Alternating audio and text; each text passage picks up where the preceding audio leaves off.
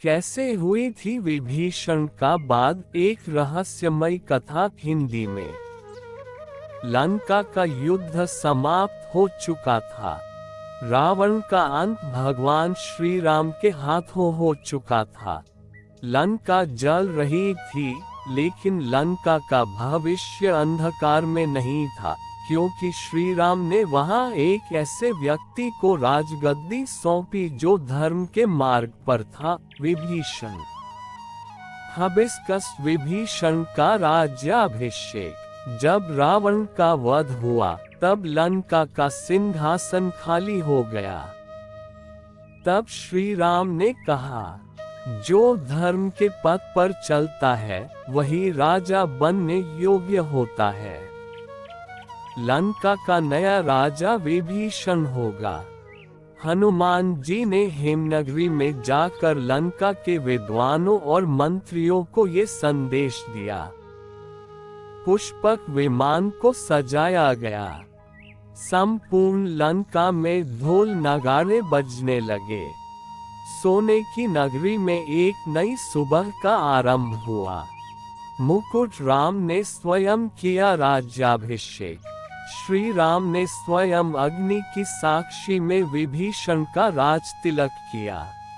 गंगाजल, चंदन, केसर, कमल और स्वर्ण मुकुट से विभीषण को लंका का राजा बनाया गया।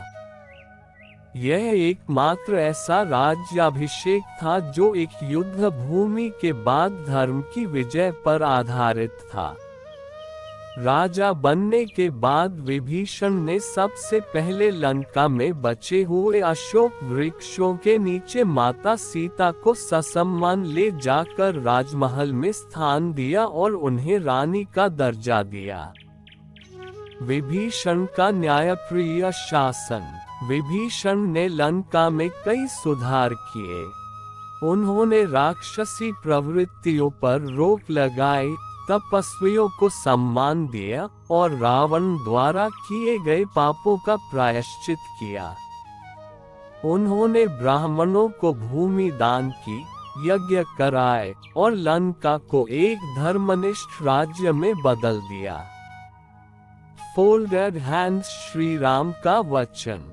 राज्याभिषेक के समय श्री राम ने आशीर्वाद स्वरूप कहा, हे विभीषण, जब तक ये पृथ्वी रहेगी तब तक तुम अमर रहोगे और धर्म की रक्षा करते रहोगे। Trident sign. क्या विभीषण आज भी जीवित है? कुछ पुराणों के अनुसार विभीषण अष्टचिरंजीवी माने जाते हैं, यानी वह आज भी जीवित है। उनका कार्य है धर्म की रक्षा करना और राम नाम का प्रचार करना।